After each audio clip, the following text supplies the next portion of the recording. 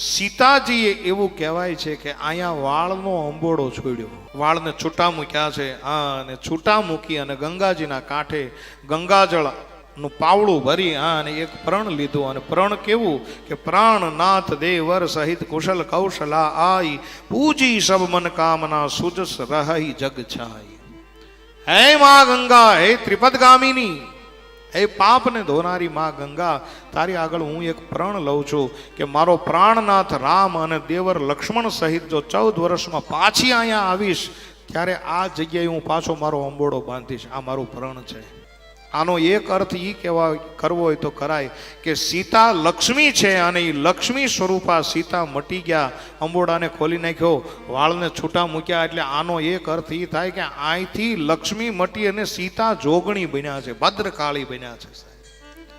રાવણના કુળનો સંહારનો દિવસ અહીંથી શરૂ થયો મારા બાપ.